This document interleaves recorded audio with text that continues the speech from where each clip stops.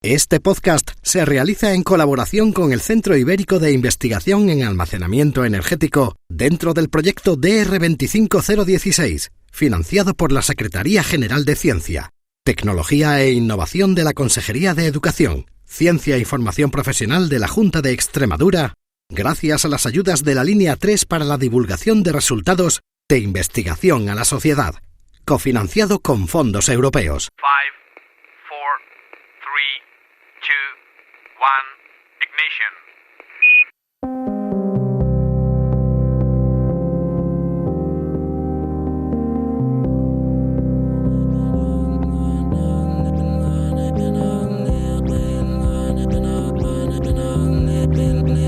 En Canal Extremadura Radio comienza Principio de Incertidumbre, con Jorge Solís. Bienvenidos a Principio de Incertidumbre, el espacio de investigación y ciencia de Canal Extremadura Radio.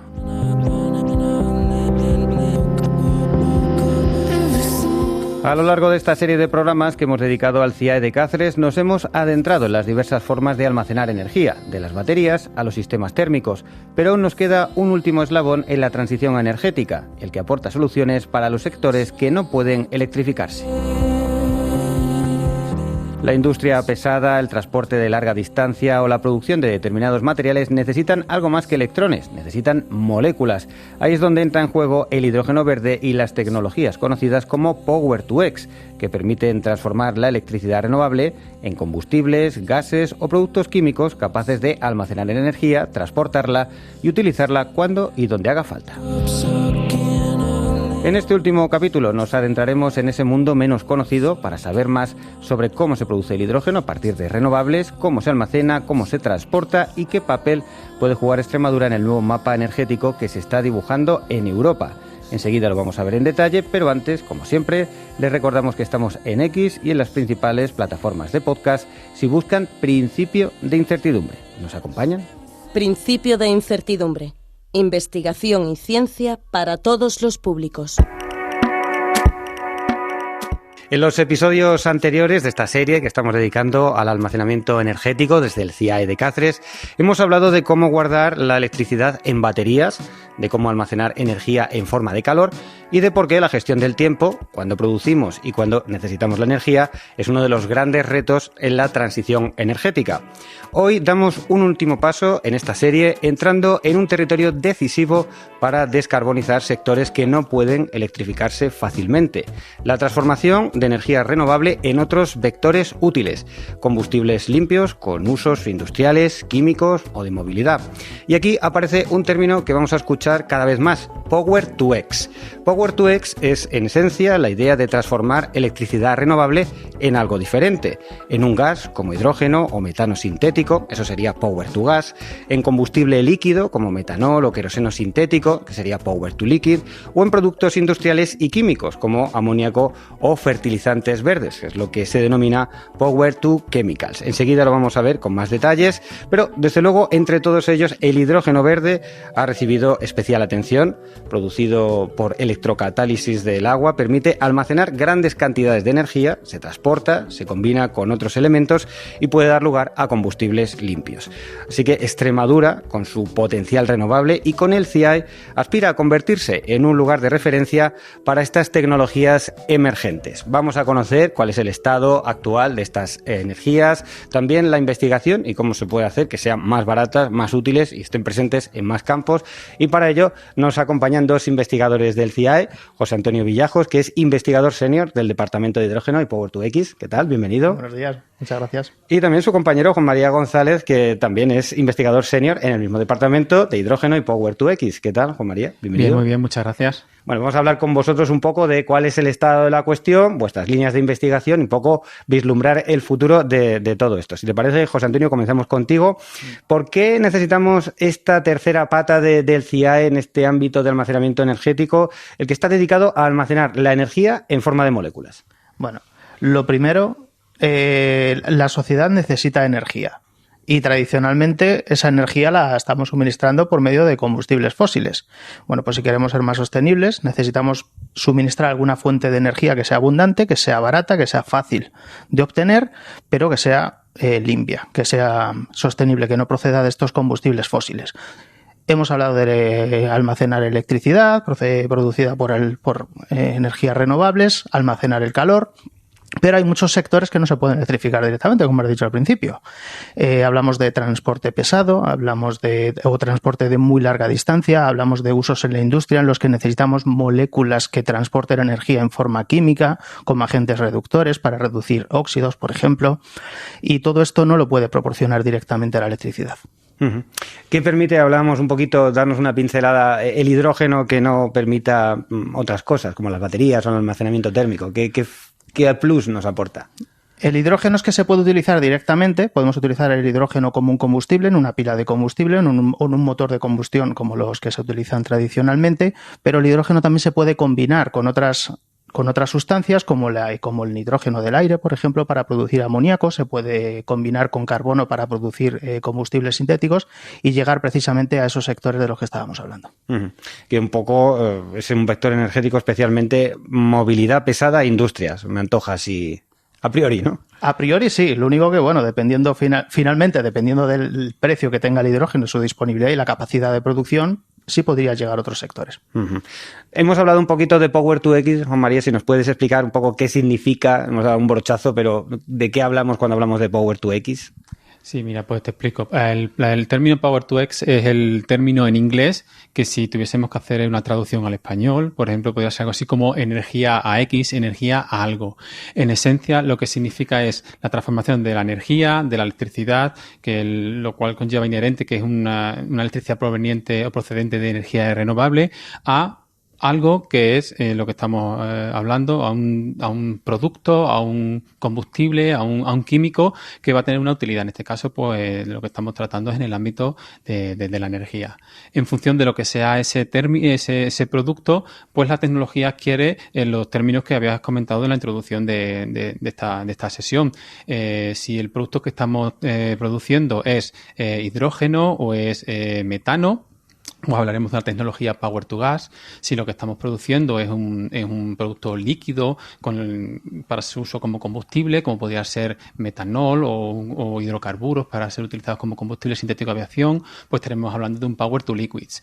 Es verdad que también en función del uso del metanol o del amoníaco que comentaba, podemos hablar de un Power to Chemicals, Power to Liquid, pero bueno, en definitiva lo que la X significa es que la energía renovable, esa electricidad, la podemos transformar en uno de esos productos. Claro, y esto es un tema interesante que conviene aclarar bien, que realmente vamos a desarrollar productos que la industria ya utiliza, que ya la sociedad actual utiliza, pero los vamos a producir partiendo de fuentes renovables, lo cual hace que sean renovables. Es decir, todo este metano, todos los fertilizantes, todos los combustibles sintéticos tienen esa ventaja de la sostenibilidad inherente de que se han generado con fuentes renovables, ¿no?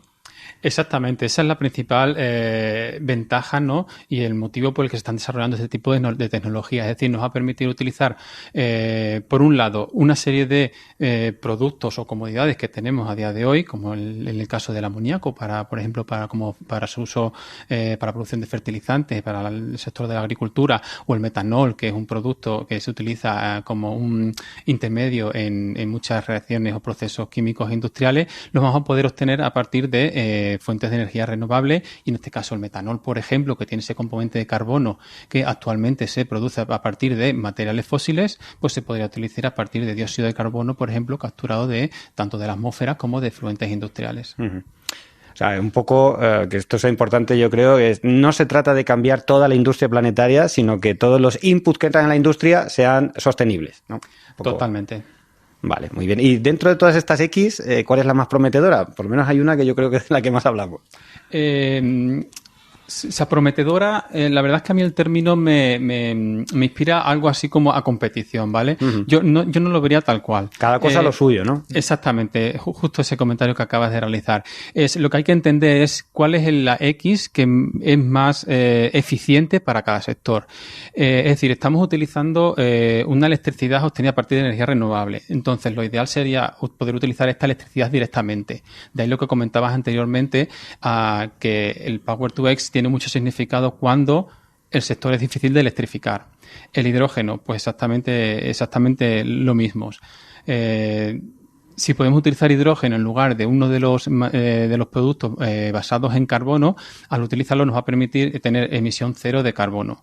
¿Qué es lo que ocurre? Que hay sectores en el que este tipo en el que no se puede utilizar ni la electricidad o de momento el hidrógeno, o al menos cuando hablamos de transporte pesado. Uh-huh. Entonces, yendo quizás al caso más extremo, al combustible sintético de aviación, para levantar, o sea, despegar y funcionar aviones pesados, pues aún no hay una tecnología. Entonces, la solución inmediata es intentar desarrollar tecnologías de producción de un material que sea muy parecido al queroseno fuel que se utiliza en la actualidad. De los Power-to-X quizás no es el proceso más eficiente, pero es que a día de hoy no hay alternativa. Claro, es para dar respuesta al problema. ¿Cómo descarbonizas la aviación? Es complicado, necesitas, ¿no?, mucha densidad energética para que vuelen los aviones y demás. Pues hay que hacer los combustibles que tenemos hoy en día, la tecnología de los motores que tenemos hoy en día, no vamos a cambiar todos los aviones, pero vamos a intentar generar un combustible que sí que sea sostenible y que lo podamos generar bien. Quizás no es el mejor de los combustibles, lo más eficiente, pero sí es útil, ¿no? Bueno, exactamente. Queda aclarado. De todas formas, lo que hablamos mucho es de hidrógeno. Cuéntanos un poco en qué punto estamos con el hidrógeno verde, que tantas expectativas ha generado y también que tantos proyectos tiene en marcha, ya también conocidos, yo creo que por la sociedad. Posiblemente cuando preguntabas por la más prometedora te referías precisamente al hidrógeno. No es que sea la más prometedora, es que es el elemento central. Uh-huh. Al final necesitamos almacenar esa electricidad renovable en algún vector y que ese vector sea flexible. Podríamos decir que el hidrógeno es como esa navaja suiza que tiene todas las herramientas, ¿no? Pero no es la mejor herramienta a lo mejor para llevar a cabo determinadas tareas. Uh-huh. Entonces, en ese sentido, el hidrógeno lo podemos utilizar directamente para producir electricidad, utilizando una pila de combustible. Quizás no es el método más eficiente desde lo que sería el origen de la energía hasta el uso de la misma, pero nos permitiría utilizar todo ese excedente de energía renovable que de otro modo se acabaría perdiendo. Y al final es una manera de llevar el efecto beneficioso de las energías renovables hasta usuarios que no se puedan electrificar directamente. Uh-huh. Y que además se desacoplen de ese sistema tan rígido de generación y consumo de energía que tenemos en la sociedad, en el que al final la electricidad se produce bajo demanda. El hidrógeno se podría consumir pues igual que los combustibles, pero evidentemente igual no, que utilizando otras tecnologías, pero de manera flexible. Uh-huh. Y cuéntanos un poco, porque a ver, el hidrógeno ya existe, pero estamos hablando de hidrógeno verde, hidrógeno renovable. ¿Cómo se produce? El hidrógeno es el elemento más abundante de la naturaleza, pero no se encuentra en estado libre. Bueno, hay algunos yacimientos de hidrógeno y además cada vez conocemos más yacimientos de este tipo, pero al final ese hidrógeno procede de algún sitio. Generalmente procede tradicionalmente a la industria de los hidrocarburos. Obtenemos hidrógeno mediante reformado de hidrocarburos, pero el hidrógeno se encuentra en el agua. Al final, la molécula de agua, H2O, tiene dos átomos de hidrógeno, un átomo de oxígeno. Se trata de una de las moléculas más estables de la naturaleza, porque esa fuerza de enlace entre los oxígenos y los hidrógenos de la molécula son muy fuertes. Tenemos que romperlos y para eso hay que proporcionar energía. Bueno, pues la electrólisis es un modo de suministrar esa energía. Se suministra corriente eléctrica y rompemos la molécula de hidrógeno. Al final nos tenemos que imaginar un electrolizador como si fuesen dos placas metálicas, cuando hablamos de electrolizadores de baja temperatura, que están conectados a una fuente de electricidad. Tenemos un polo positivo y un polo negativo. Cuando se trata de producir electrólisis, lo que hacemos es enviar electrones al polo negativo o extraer esos electrones del polo positivo. Y en esos electrodos se van a producir reacciones de oxidación de la molécula de oxígeno o de reducción de la molécula de hidrógeno, dependiendo del tipo de tecnología. Pero luego el circuito hay que cerrarlo. O sea, al final tenemos que conectar ese electrodo positivo y ese electrodo negativo para cerrar el ciclo por medio de un agente que transporte cargas, como puede ser un medio líquido que tenga disuelto un electrolito, o como puede ser, por ejemplo, una membrana que transporte un determinado ion. Puede transportar protones, o puede transportar protones, que serían los hidrógenos con carga positiva, o puede transportar iones OH-. ¿no? Entonces, dependiendo de una tecnología u otra, estaríamos hablando de electrólisis alcalina, en el caso de transportar los OHs, los OH negativos, o electrólisis de transporte de protones, que sería la tecnología PEM. Tradicionalmente, porque este desarrollo no es algo nuevo. Los electrolizadores alcalinos se llevan utilizando desde hace mucho tiempo en la industria. Son poco eficientes, pero son muy robustos en el sentido de que están muy desarrollados, pero tienen problemas a la hora de obtener diferentes ciclos de operación. Es decir, son poco flexibles en cuanto a su operación. Son muy baratos porque utilizan menos metales críticos, pero tienen este problema de eficiencia y de falta de capacidad de flexibilidad en la operación. Luego tenemos la electrólisis PEM, que sería la siguiente, la de transporte de protones, que es más flexible, pero necesita metales nobles en sus electrodos como catalizadores. Catalizadores como metales como platino, como iridio, que son mucho más limitantes. Entonces, en ese sentido, son mucho más caros. Y luego hay una tecnología que está a medio camino entre la alcalina y la PEM, que sería la electrólisis AM, que utilizaría una membrana sólida igual que la PEM, pero en lugar de transportar protones, transportaría estos iones OH. ¿Qué ventajas tiene? Son flexibles como los PEM, tienen una alta eficiencia también, pero no utilizan estos metales críticos, entonces son potencialmente mucho más baratos. Lo que pasa es que son los que menos desarrollados están ahora mismo, son parte de la línea de investigación que tenemos en el CIAE. Y luego la electrólisis, estas son de baja temperatura, tendríamos un tipo de electrólisis que sería de alta temperatura, que utilizan materiales cerámicos, óxidos de metales, donde no se utilizan metales catalíticos, no utiliza platino, no utiliza iridio, son en este sentido más baratos, y como trabajan a muy alta temperatura, que puede ir desde 600 hasta 900 grados, dependiendo del tipo de ion que se transporte por el electrodo, alcanzan eficiencias eléctricas muy elevadas, del 80 o del 90%. El problema que tienen es que la durabilidad es menor, porque claro, estamos trabajando a temperaturas muy altas, y la flexibilidad de operación también está limitada. Tienen que trabajar en un régimen constante.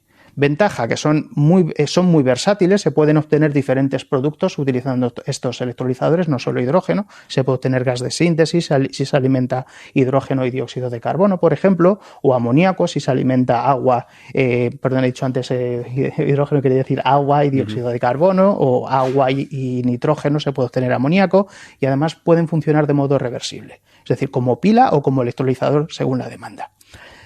Problemas que también están en fase de desarrollo. Entonces, estando esto así, ¿está madura la generación de hidrógeno? Por ejemplo, hay que recordar que tenemos un proyecto de hidroducto enorme queremos España convertirse en uno de los motores que suministre hidrógeno a todo el continente. ¿Seríamos capaces? ¿Está madura la tecnología para esto? Bueno, hay que distinguir el papel de la realidad también. Tenemos estos proyectos y ahora mismo el problema es que es más madura posiblemente la tecnología de producción, porque tenemos estos electrolizadores alcalinos. La gran mayoría de los proyectos en marcha en fase aún se encuentran en fase de planificación, de estudio de viabilidad o incluso estudio de alcance, lo que sería el FEED, el Front Edge Engineering Design, que se trata de estudiar de dónde va a venir las materias primas y hacia dónde va a ir ese producto.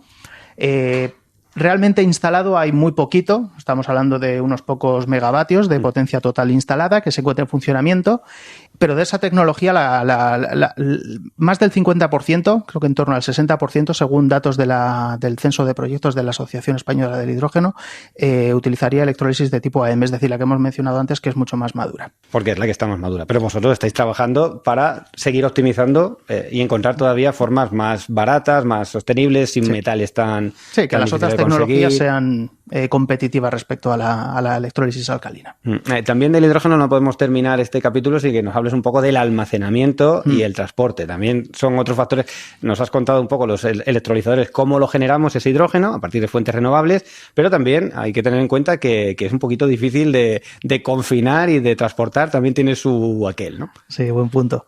A ver, hay que tener en cuenta que cuando utilizamos un combustible es muy importante su densidad energética, tanto a nivel gravimétrico como a nivel volumétrico, dependiendo de la aplicación. Si queremos un medio de transporte, pues que esa energía, que lo que cuesta mover la energía no suponga más energía que la propia energía que estamos almacenando. En caso de una fuente estacionaria, por ejemplo, que se encuentra a nivel de terreno, el peso no es tan limitante, ya estaría más limitado por el espacio. El problema que tiene el hidrógeno es que tiene una densidad gravimétrica, es decir, por unidad de masa muy elevada, es la más elevada de todos los combustibles, pero como es la molécula más ligera de la naturaleza, en unidad de volumen es muy poquita energía.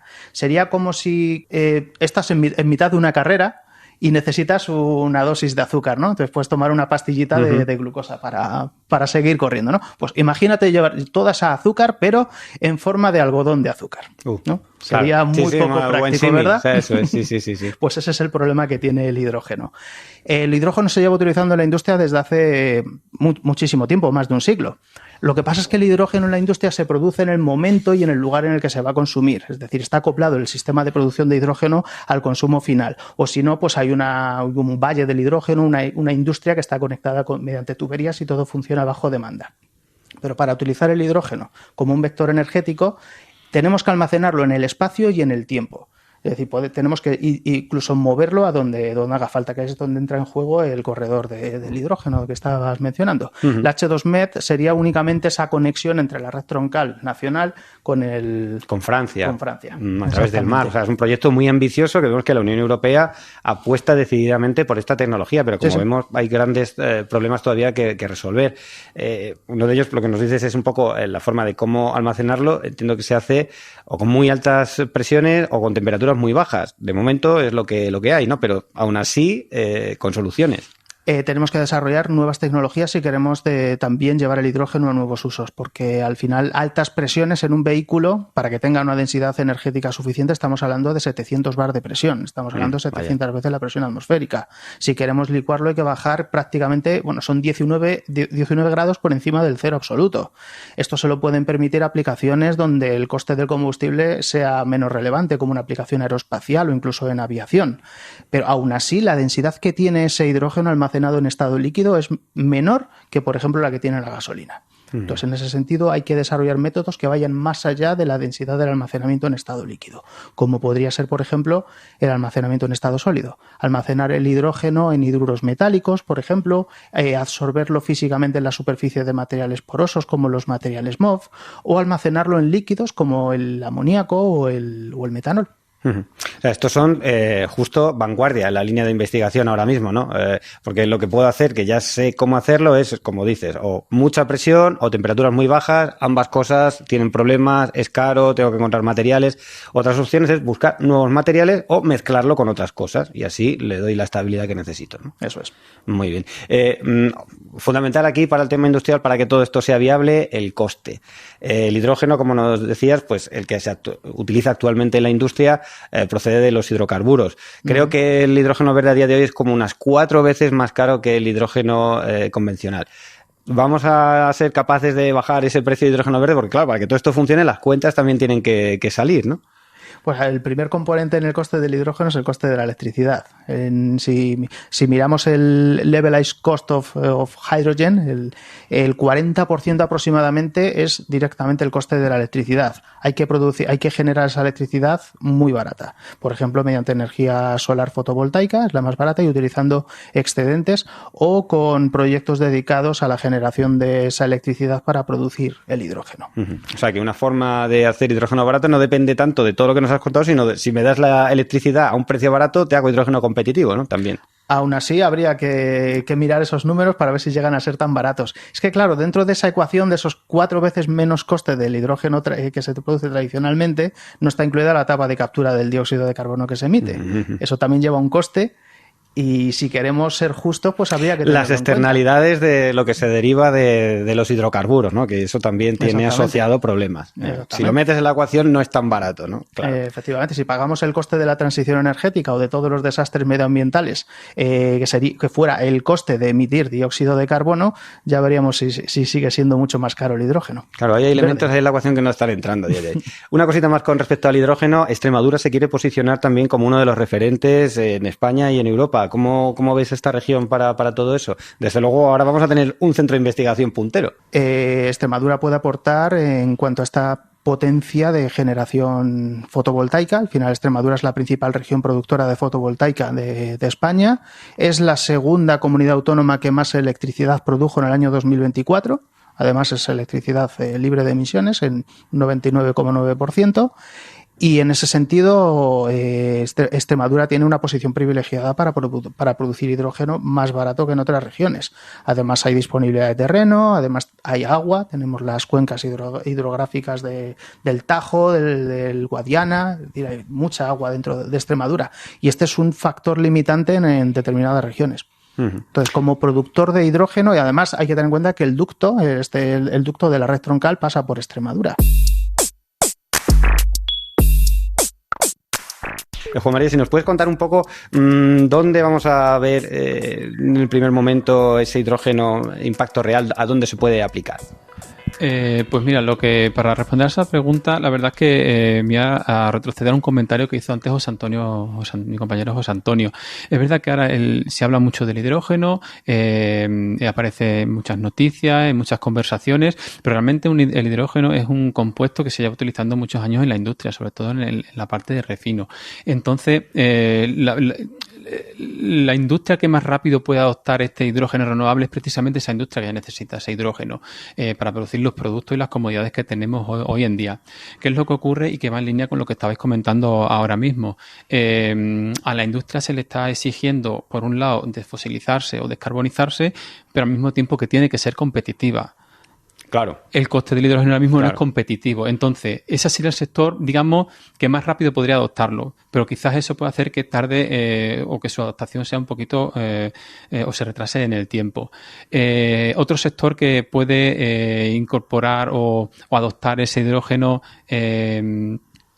ahora mismo, pues el sector del transporte o movilidad pesada. Quizás donde tenga el encaje de parte del sector industrial que utiliza ese hidrógeno. Y cuéntanos un poco cómo es esto de los combustibles sintéticos, que estabas hablando justo de la industria petroquímica, que verdaderamente una de las más señaladas, las que más lo puede hacer. ¿En qué consiste ese proceso? ¿Cómo son los sintéticos? ¿Qué quiere decir? Pues sintético, precisamente lo único que significa es que lo que vamos a tener es un compuesto, un producto químico, como el que estamos utilizando actualmente, pero que el término sintético lo que lleva inherente a ese término es que por un lado utiliza la electricidad renovable, que es lo que comentábamos, y por otro lado la base de carbono, en caso de ser necesario, pues viene a partir de un dióxido de carbono capturado. Me refiero porque hay otros combustibles como por ejemplo el amoníaco, que no necesita ese carbono. La principal relevancia de estos combustibles es sobre todo la huella de carbono que dejas. Es decir, no estás emitiendo el nivel de emisiones de CO2 que emites cuando utilizas combustibles fósiles. Por ejemplo, en el caso del combustible sintético de aviación, los estudios confirman que utilizando un combustible sintético puedes llegar a reducir hasta en un 80% las emisiones de CO2 que se emiten cuando utilizas el queroseno proveniente del combustible fósil. Muy interesante el tema de que para producir estos combustibles necesitamos carbono. También es otro asunto interesante que convendría conocer, ¿no? Que hay que capturar el CO2, que es este problema que tenemos de haber emitido demasiado, nos ha llevado al cambio climático y ahora resulta que si lo podemos capturar ese CO2, encima lo podemos convertir en combustibles, ¿no?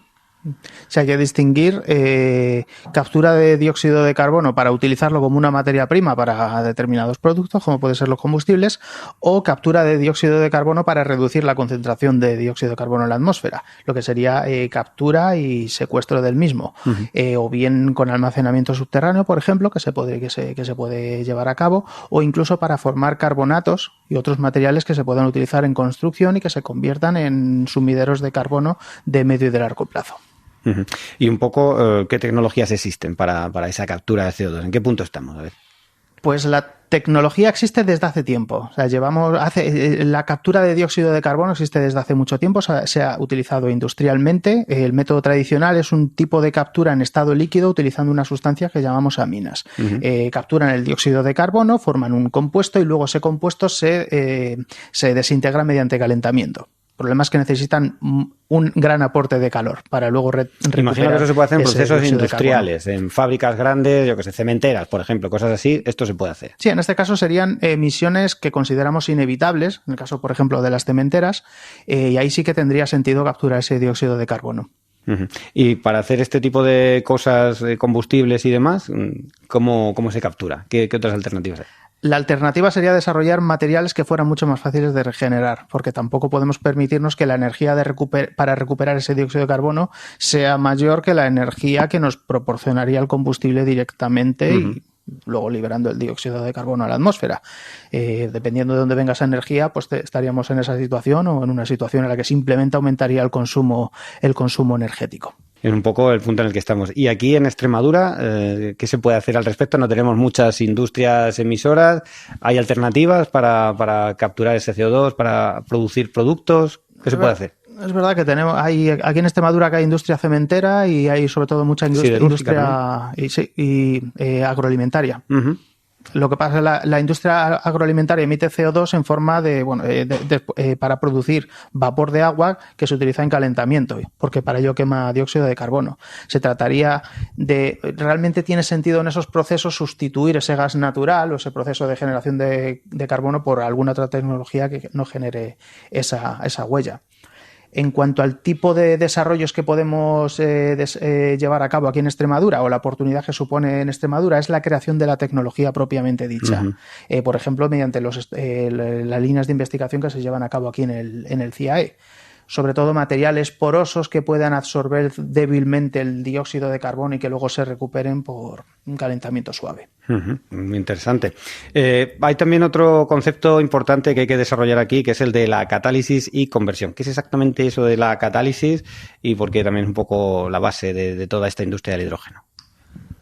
Pues ciertamente la catálisis realmente es esa etapa fundamental crítica que nos va a permitir combinar el hidrógeno con elementos como comentaba José Antonio, el nitrógeno del aire para producir amoníaco o con el dióxido de carbono para producir metanol, metano sintético o combustible sintético de aviación u otro tipo de productos que pueden ser interesantes para la industria química. ¿Qué es la catálisis? Pues la catálisis o el catalizador es el proceso, es la sustancia, ¿no?, que va a llevar a cabo la reacción química. Es decir, tú para formar estos compuestos necesitas hacer reaccionar el hidrógeno con el CO2. Y lo que el catalizador nos va a hacer es modificar esa velocidad de la reacción. En este caso, lo interesante, ¿no?, y lo deseado es acelerar esa reacción química. Es verdad que al final la viabilidad y la sostenibilidad del proceso depende de diversos factores de distintas partes de la cadena de valor de la tecnología, pero la catálisis es una parte muy crítica que va a definir lo que es la selectividad, la actividad, al fin y al cabo el rendimiento de la reacción y que es lo que va a tener un impacto bastante importante en esa viabilidad, como decía, tanto económica como sostenible de la producción de este tipo de productos. Y hay varias posibilidades, ¿no? Hablabais hay termocatálisis, electrocatálisis, fotocatálisis, y creo que en esto es lo que estáis investigando, hay muchas líneas, ¿no? Sí, totalmente. Por poner en contexto y para entender, estamos hablando de convertir una molécula, que es el dióxido de carbono, en algo. Si pensamos de dónde viene ese dióxido de carbono, realmente ese dióxido de carbono viene de quemar o utilizar los combustibles fósiles que estamos utilizando en la actualidad. Es decir, es como el producto final. Uh-huh. ¿Qué significa? Es un producto muy inerte, es muy estable, y entonces para hacerlo reaccionar se hace necesaria una gran cantidad de energía, que es por eso donde este tipo de procesos tiene esta relevancia o interés. Es decir, puedes tener una energía renovable para llevar a cabo estos procesos. Pues en el centro estamos actualmente trabajando mayormente en 3 tipos de catálisis: termocatálisis, fotocatálisis o electrocatálisis, que la diferencia entre ellos, la primera, digamos, es la fuente de esa energía renovable. En el caso de la electrocatálisis es la electricidad, la fotocatálisis pues energía solar. En el caso de termocatálisis pues una energía más tradicional. La diferencia entre las 3 quizás también es un poco en términos de eficiencia. La termocatálisis es un proceso convencional, tiene una cierta madurez tecnológica, se lleva trabajando con ella pues muchos años. Pero quizás es la menos eficiente comparada con electrocatálisis o fotocatálisis, que aunque sí están a un menor nivel de madurez tecnológica ahora mismo, tienen el potencial de ser más eficiente que la termocatálisis. Lo que veo es que hay mucho campo de desarrollo y de generar valor añadido. O sea, estamos hablando de productos un poco de desecho que nos gustaría librarnos de ellos y de pronto ahora con el conocimiento queremos reconvertirlos en cosas útiles muy necesarias, ¿no? Imagino que esto tiene que ser líneas muy competitivas donde habrá muchos grupos trabajando lo mismo para intentar dar con la mejor solución, ¿no? Exactamente. Tal como tú dices, el nivel de bueno, voy a decir el nivel de competencia respondiendo un poco a tu comentario, pero yo quizás lo que quería resaltar es que el campo es tan grande como tú dices, hay tanto que hacer que realmente se hace necesario no solo la presencia de múltiples equipos o grupos de investigación trabajando en ello, sino una colaboración estrecha entre los mismos y consecuencia de ello, pues por ejemplo es el tipo de proyectos o de colaboraciones que tenemos tanto a nivel nacional como internacional en proyectos financiados nacionalmente o internacionalmente. Es decir, es necesaria esa colaboración entre los distintos grupos más que una competencia. Bueno, pues vamos a contarnos un poco, contarnos proyectos reales de los que estáis, porque todo esto también el CIAE, venimos diciendo en esta serie de episodios que no solamente ciencia básica, sino que todo esto está muy vinculado con la industria, ¿no? Aparte, concretamente este sector es que algo muy útil, muy práctico. ¿En qué proyectos participáis? ¿Tenéis en marcha lo que se pueda contar? Proyectos en marcha dentro del área de hidrógeno.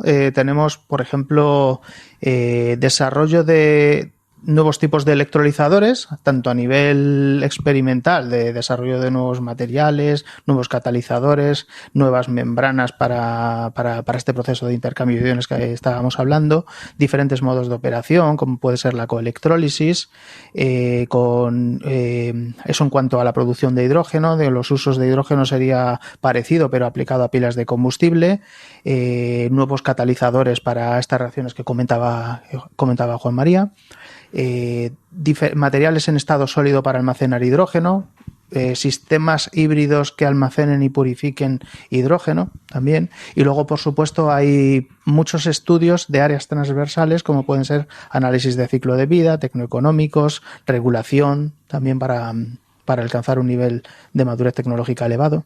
Porque un poco lo que nos dejabas comentar antes de, bueno, a ver que si el hidrógeno que procede de fuentes fuentes fósiles se tuviera en cuenta todo el coste, toda la cadena de valor, no sería tan rentable. Ya de comienzo, en un centro como este, tenéis en cuenta absolutamente todo lo que lo rodea, ¿no? En ese aspecto sois más honestos desde un principio. Vamos a saber exactamente cuánto cuestan las cosas, ¿no? Sí, esa sería la idea del centro. Intentar llevar la investigación desde el nivel del laboratorio hasta el nivel, un TRL 7, 8, casi hasta nivel industrial, utilizando para ello estas líneas transversales, ¿no?, de modelización. Teniéndolo todo en cuenta, la legislación, ciclo de vida de los materiales, de dónde salen, dónde proceden. Exactamente. ¿Y tú, Juan María, cuál es tu línea, en qué trabajas más concretamente? Pues yo trabajo sobre todo en la línea de termocatálisis, el desarrollo de materiales nuevos para procesos un poquito más convencionales, pero con el objetivo de utilizar como materia prima ese dióxido de carbono y ese hidrógeno. Por ser un poco más específico, como comentaba antes, el dióxido de carbono es una molécula muy estable y el proceso tradicional o convencional de esa conversión es producir un monóxido de carbono a través de ese dióxido de carbono. Esto es un proceso altamente endotérmico y eso significa que requiere la aplicación de una gran cantidad de energía para poder transformarlo. Una vez que tienes el monóxido de carbono, la transformación o hidrogenación a productos químicos es un proceso exotérmico que requiere menos temperaturas. En este caso, este proceso, por ejemplo, requiere de estas dos etapas. Una de las líneas de investigación que llevamos a cabo en el centro es intentar reducir esas etapas. Es decir, lo que estamos haciendo es intentar desarrollar unos materiales que puedan llevar a cabo ambas reacciones de forma tándem, de forma simultánea, de modo que en un único paso podamos hidrogenar ese CO2 en los productos que deseamos. Y para ello, pues lo que estamos trabajando es en diseñar un catalizadores de forma racional, entendiendo cuáles son los centros activos, de qué manera se encuentran, qué fase, qué tipo tenemos, a través de técnicas de caracterización avanzada. Y esto es lo que nos va a permitir, como te digo, encontrar un nicho óptimo de condiciones de operación que nos va a poder desarrollar esta reacción en una única etapa. Más eficiencia, ¿no? Aprovechar más energía, hacerlo todo más rápido. Vamos a ir terminando ya, pero me gustaría conocer un poco vuestra visión de cara al futuro. ¿Qué os gustaría ver en vuestras carreras o qué hitos tenéis un poco ahí marcados? No sé si dentro de vuestras líneas de investigación, un poco el centro o el campo. Hemos hablado del papel de Extremadura como productor de hidrógeno. Realmente lo que nos gustaría es que Extremadura fuese, por así llamarlo, un hub de innovación tecnológica de todas estas tecnologías relacionadas con el Power-to-X, por lo menos a nivel nacional. No solamente utilizar ese potencial para producir hidrógeno, sino también que ese hidrógeno se consuma en Extremadura, que venga la industria necesaria para ello. o si no, que seamos capaces de exportar esta tecnología para otros usos. María, ¿tú cómo lo ves? Vale, yo en mi caso, respondiendo a tu pregunta, primero mi visión personal. Pues a nivel científico como investigador, evidentemente, para mí mi ilusión sería ver, digamos, escalar, ¿no?, la investigación fundamental de desarrollo que estamos realizando en los laboratorios, pues poder escalar y que por obtener interés, ¿no?, por parte de la industria para llegar en algún momento patentar y comercializar este tipo de tecnología. Eso a nivel personal. Un poco moviéndome a lo que comentaba José Antonio a nivel de Extremadura, pues desde luego hay mucho interés por parte de la industria regional en el centro, hay numerosas conversaciones, numerosas colaboraciones. Uno de los comentarios que recibimos es que a ellos les cuesta, digamos, realizar inversiones o implementar tecnologías porque hay cierta distinta velocidad entre, por ejemplo, marcos regulatorios o normativos. Entonces, si miro un poco a largo plazo, a mí lo que me gustaría ver es una Extremadura en la que tanto los jugadores, ¿no?, a nivel tecnológico, como los jugadores que permitan que esas tecnologías avancen, sea normativo, sea regulatorio o de inversión, estén alineados para que se pueda, pues eso, fomentar y llegar a, pues eso, a tener una región no solo líder en aspectos tecnológicos, pero también líder en lo que es en el tema de la desfosilización y descarbonización. Vamos a desear que así sea, lo vamos a seguir en el tiempo. Enhorabuena por lo que habéis conseguido y mucha suerte para el futuro. Esperamos ya ir contando vuestros progresos en el tiempo, ¿vale? Muchas gracias. Gracias por la invitación. A vosotros por la invitación. Hasta aquí nuestro programa de hoy. Muchas gracias por acompañarnos y hasta una nueva edición. Principio de incertidumbre @canalextremadura.es.